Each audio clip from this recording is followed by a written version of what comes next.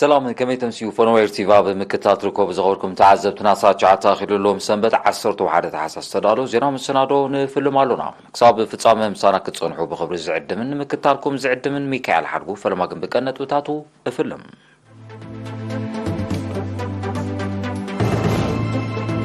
اب هوسبيتال حليبت بمتحبار ايرتراوያን ቻይናውያን ኪላታት መጥባሕቲ ዓዲ ሕቆ ይካየድ ኣሎ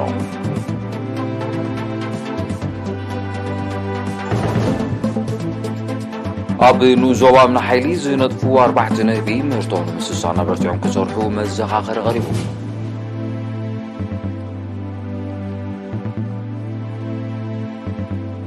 ሃማመተ ዞባ ማእከላ ብምሕያል ውዳበታትን ምብራኽ ነቕሓትን ዝምስክን ስራሕ ከም ዝዓመመ ገምጊሙ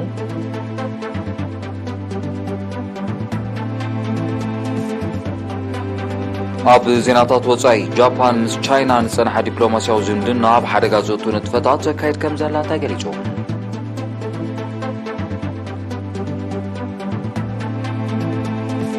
ኢስራኤል ኣብዚ ዓመት እዚ ልዕሊ 6,500 ፍልስጤማውያን ከም ዝኣሰረት ጸብጻባት ገሊጾም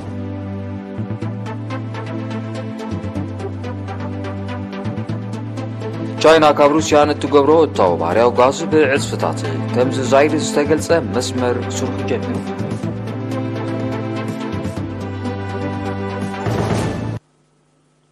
ዝርዝር ዜና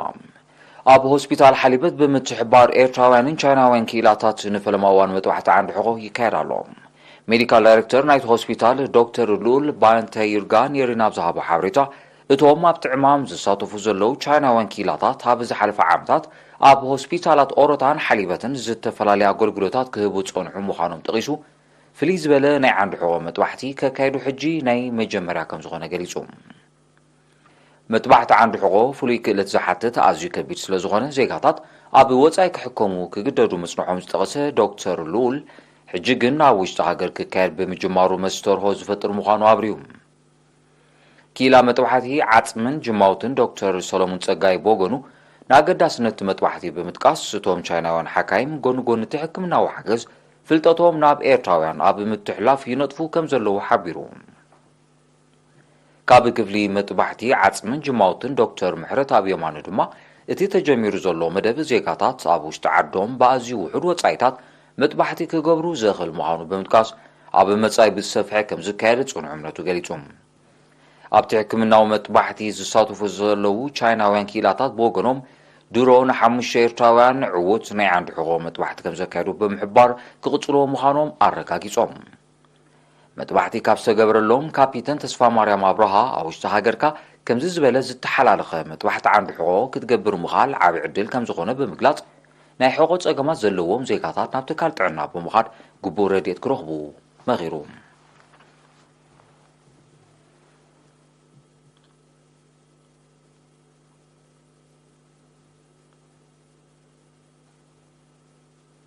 ናብ ካል ዜና ምስሰግሩም ኣብ ኑዞባ ምና ሓይሊ ኣብ ማሕበር ተጠርኒፎም ዝነጥፉ 4 ነህቢ ምህርቶም ብምስሳን ቁጠባዊ ኩነታቶም ንኸመሓይሹ ኣበርቲዖም ክሰርሑ መዘኻኸሪ ቀሪቡ ብ6 ታሕሳስ ኣብ ዝተኻየደ ርክብ ሓላፊ ቤት ጽሕፈት ሕርሻት ኑዞባ ኣቶ መንግስቲ ዓመ ልዕሊ 2,100 ዘመናውን ያታውን ቆፎታት እኳ እንተሎ ዝበዝሑ 4 ብስነ ፍልጠታዊ ኣገባብ ስለ ዘይነጥፉ እቲ ዝድለ ፍረ ይርከብ ከም ዘየለ ብምሕባር ብተናጸልን ያታውን ኣገባብ ዝካየድ ንጥፈታት ተሪፉ ኩሎም 4 ነህቢ ኣብ ማሕበር ክጥርነፉ ተላብዩ ኣብ ወንበር ማሕበር መምህር ግደይ ሃይለ ቦገኑ ማሕበሮም ብውሑዳት ኣባላት ዝቖመ ብምዃኑ ከምቲ ዝድለ ኣድማዒ ስራሕ ክዓምም ከም ዘይከኣለ ጠቒሱ ርቡሕ ምህርቲ መዓር ንኽርከብ ኣብ ምርባሕ ነህቢ ዝተዋፈሩ ሓረስቶት ኣብ ማሕበር ክጽንበሩ ጸዊዑ ሎም ዘበን ኣዝመራ ድኹም ስለ ዝነበረ ከምቲ ዝድለ ምህርቲ መዓር ከም ዘይረኸቡ ዝሓበሮ መምህር ግደይ ሓረስቶት ስልጠናን ናይ መሳርሒታት ደገፍን ዝረኽብሉ ኩነታት ክጣጣሕ ኣዘኻኺሩ ኣባላት ማሕበር ብወገኖም ተመክሮታቶምን ፍልጠቶምን ዝለዋወጡሉ መድረኻት ብቕጻሊ ክውደብ ብምልባው ሚኒስትሪ ሕርሻ ናይ ስምዒ ቆፎን ካልእን ጠለባቶም ከማልበሎም ተማሕጺኖም ጊዜያዊት ኣመሓዳሪት ኑዞባ ወይዘሮ ትርሓስ ፍቓዱ ብወገና ሓረስቶት ንጸጋታት ከባቢ ግቡእ ጠመተ ክገብርሉ ብምዝኻር ምምሕዳር ኑዞባ ብምርባሕ ነህቢ ክነጥፉን ዝደልዩ ክደጋገፎም ድሉ ምዃኑ ኣረጋጊጾም ኣብ 2009 ዝተመስረተ ማሕበር ኣርባሕቲ ንህቢ ዞባ ምናሓይሊ ብጠቕላላ 455 ዘመናዊ ቆፎታት 72 ያታዊ ቆፎታት 23 ድማ ጋብላዊ ቆፎታት ዝውንኑ 54 ኣባላት ኣለዎም። ኣብ ዞባ ዓንሰባ ጸጋታት ቱሪዝም ንምምዕባል ኣብ 2022 ዝምስገን ስራሕ ከም ተዓመ ብ4-5 ታሕሳስ ኣብ ከተማ ከረና ኣብ ዝተኻየደ ገምጋም ተገሊጾም። ዋና ዳይሬክተር ክፍሊ ቱሪዝም ኣቶ ሳልም ዓሊ ኣብ ዝሃቦ ቃል ብቕዓት ትካላትን ኣባላትን ንምሕያል ኣስተምህሮታትን ስልጠናታትን ከም ተዋህበ ዕቱብ ናይ ምቁጻር ንጥፈታት ከም ተሰላሰለ ጸጋታት ቱሪዝም ናይ ምጽናዕን ምስናድን ስራሕ ከም ተሰላሰለ ከምውን ጥዕናው ንቕሓት ስራሕተኛታት ትካላት ወሃብቲ ኣገልግሎት ክብ ምባል ዘጠቓልል ንጥፈታት ከም ተኻይደ ኣብሪሁም። ጸጋታት ቱሪዝም ንምስሳን ኣብ ረብሓ ህዝቢ ንምውዓልን ብዝተኻይደ ጻዕሪ ካብ ትካላት ወሃብቲ ኣገልግሎት ልዕሊ 16 ሚልዮን ናፋ ኣታዊ ከም ተገብረ ዝሓበረ ኣቶ ሳልም ጥንታውን ታሪኻውን ቦታታትን ኣሰራትን መቦቀላዊ መንነቶም ንኸየጥፉ ምስ ምምሕዳራት ከባቢ ተዋሃይድካ ንምዕቃቦም ብዕቱብ ከም ዝስራሕ ኣፍሊጡ። ሓላፊ ጨንፈር መጽናዕትን ምክትታልን ቱሪዝም ኣቶ ፍስሓ ሃብተ ብጊድዩ ኣብ ጥንታውያን ህንጻታት ታሪኻውያን ናይ እምነት ቦታታት ጥንታዊ ኣሰራትን ረኽበታትን ከምውን ኣብ እንስሳታት ዘገዳም ኣግራብን ሕሩም ሕዛእትን ክግበር ዝግብኦ ዕቃበ ብሰፊሕ ድሕር ምግላጽ ግዳማውን ዘቤታውን ጸጋታት ቱሪዝም ንምስሳን ብሰፊሕ ክስራሓሉ ተላቢዩ። ሓላፊ ጨንፈር ፍቓድ ስራሕን ምቁጽጻርን ኣቶ ሃብተ ጋብር መንግስቱ ድማ ትካላት ወሃብቲ ኣገልግሎት ሕጋጋትን መምርሒታትን ቱሪዝም ክኽተላ ጽሬት ከዘውትራን ዕግበት ዓማዊል ንምርዋይ ክሰርሓና ዘኻኺሩ። ኣብ ትርክብ ፍቓድ ስራሕ ምሕዳስን ሓድሽ መሃብን ብቕዓት ትካላት ምቁጽጻር ጉድለት ብቕዓት ንዘርኣያ ኣራም ስጉምቲ ምውሳድ መጎሳጎሲ ጽሑፋት ምድላው ሓደስቲ ዳህሳሳት ምክያድን ካልእን ካብ መደባት ስራሕ 2023 ምዃኑ ተሓቢሩ። ኣብ ዞባ ዓንሰባ 741 ትካላት ወሃብቲ ኣገልግሎት ኣለዋ።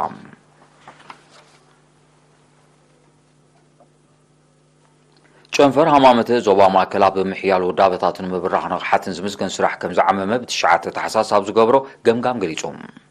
ሓላፊ ጨንፈር ኣቶ ሳምሶን ክፍለ ኣብ ዘስምዑ ቃል ኣብ 2022 ኣብ ምድልዳል ውዳቤታት ማሕበር ከምውን ምዕባይ ንቕሓት መንእስያትን ተምሃሮን ውፅኢታዊ ዕዮ ከም ተሰላሰለ ሓቢሩ። ሓለፍቲ ኣሃዶታትን ዞባታትን ኣብ ዘቕረቦ ጸብጻባት ብድምር ንኣሳት 3500 ተምሃሮ ማእከላይን ካልኣይን ደረጃ ስልጠናታት ከም ተዋህበ ሓቢሮም።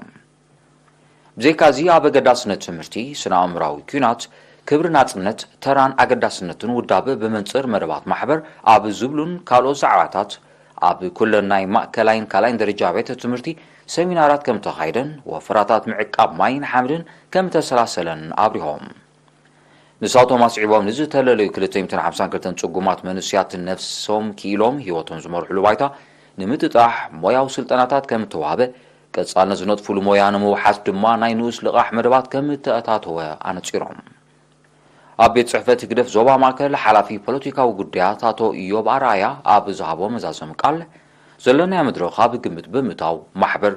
ውዳበታቱ ሓይሉ ኣብ ኩሉ ሃገራዊ መደባት ኣበርክቱ ክዕዝዝ ተላቢዩ።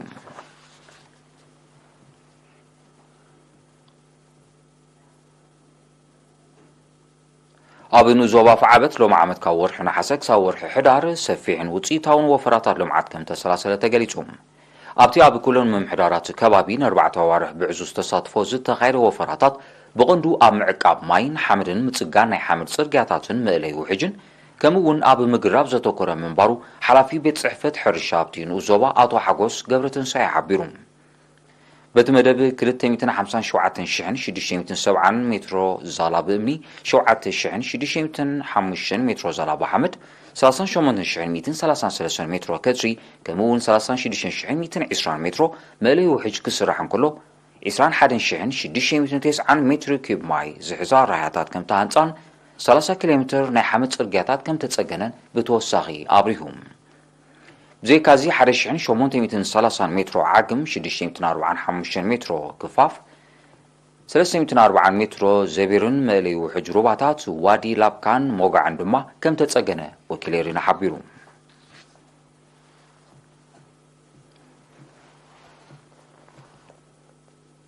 ዝኸበርኩም ተዓዘብቲ ዝስዕብ ሃገራዊ ዜናታት ንምክትታል ክትቅጽሉ ደጊመ ብኽብሪ ዕድም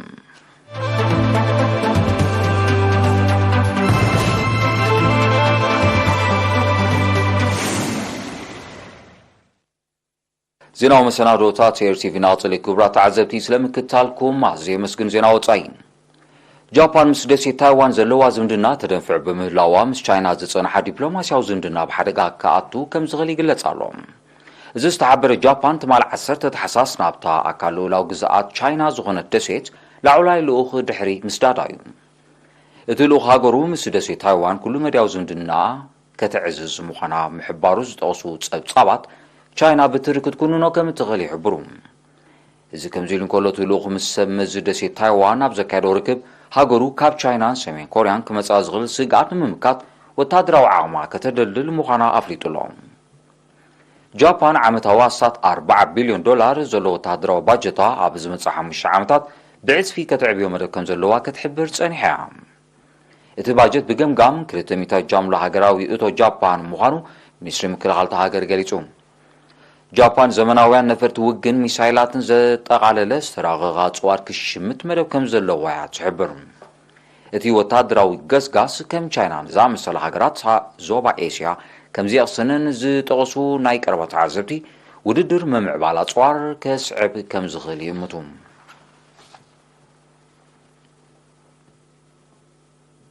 ንቕልውላው ወሽመጥ ጋዛን ምዕራብ ገማግምን ተጋድሎ ዘላ እስራኤል ኣብ ዝዓመት ልዕሊ 6500 ፍልስጤማውያን ከም ዝኣሰረት ጸብጻባት ውድብ ሕብራት ሃገራት ገሊጾም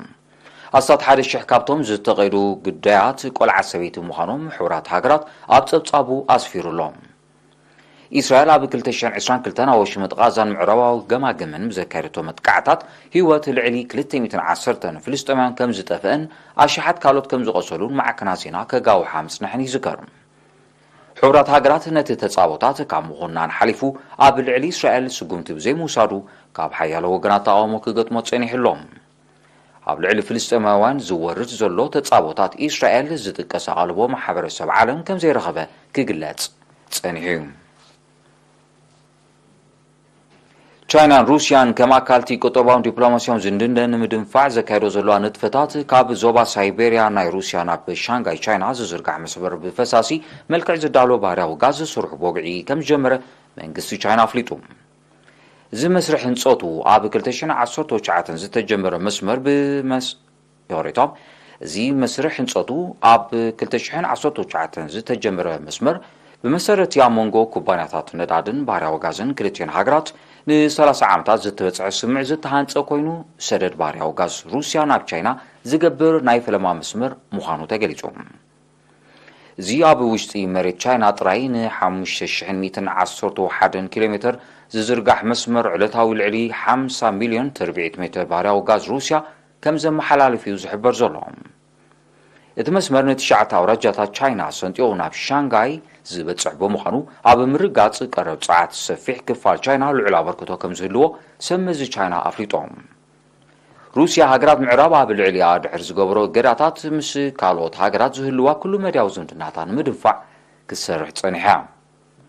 ሃገራት ምዕራብ ኣብ ልዕሊ ሩስያ ዝወስዶ ዘለዋ ናይ እገዳት ስጉምታት ተመሊሱ ንዕን ይሃስን ከም ዘሎ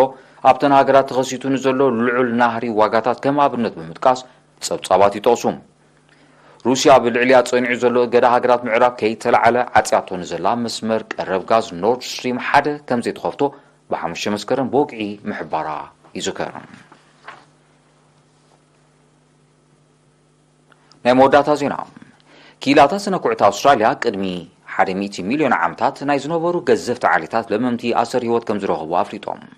እታ ብምድረ በዳ ኩዊንስላንድ ዝተረኸበ ጥንታዊ ኣሰር ህይወት ምስ ዳይናሶር ዝመሳሰል ቅርጽ ኣካላት ከም ዘለዎ እቶም ኪላታት ሓቢሮም እታ ኣሰር ህይወት ብዝምልከት ተወሳኺ መጽናዕቲ ይካየድ ከም ዘሎ ዝጠቐሱ እቶም ኪላታት ንተወሳኺ ጥንታዊ ዳህሳስ ዘተባብዕ ምዃኑ ገሊጾም ኣለዉ ቅድሚ ብዙሕ ዓመታት ብማያዊ ኣካላት ተሸፊኖም ምንባሩ ኣብ ዝግለጽ ምድረ በዳታት ኩዊንስላንድ ጥንታዊ ኣሰር ህይወት ለመምትን ምድረ ማያውያንን ክርከብ ናይ ፈለማ ከም ዘይኮነ ጸብጻባት ይጠቕሱ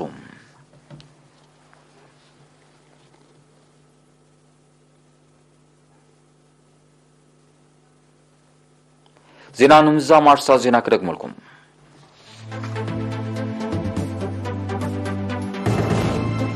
ኣብ ሆስፒታል ሓሊበት ብምትሕባር ኤርትራውያንን ቻይናውያንን ኪላታት መጥባሕቲ ዓንዲ ሕቆ ይካየድ ኣሎ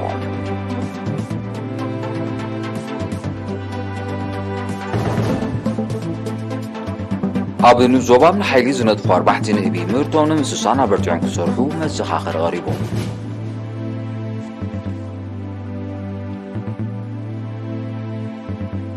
هامامته زوبام كلا محيال ودابتاتن مبرغ نقحاتن زمسكن سرح كم زعاممه جمكيمو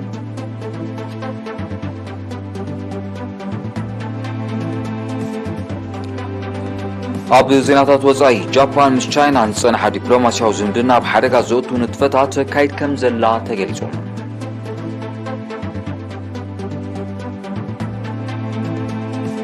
እስራኤል ኣብዚ ዓመት እዚ ልዕሊ 6500 ፍልስጤማውያን ከም ዝኣሰረት ጸብጻባት ገሊጾም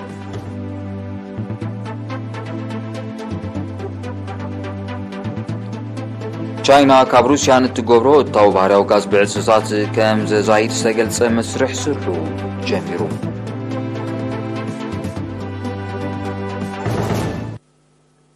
ዝኸበርኩም ተዓዘብቲ ንሎሚ ሸስተዳሎ ዜና ምስናዱ ኣብዚ ፍጸም ስለምክትታልኩም ኣዝየ መስግን ውድድር ታሪኻዊ ፍልጠት ቡያ መበል 38 ክፋል ጽዕባት ቅርብ መደብያ ቦገነይ ሰላም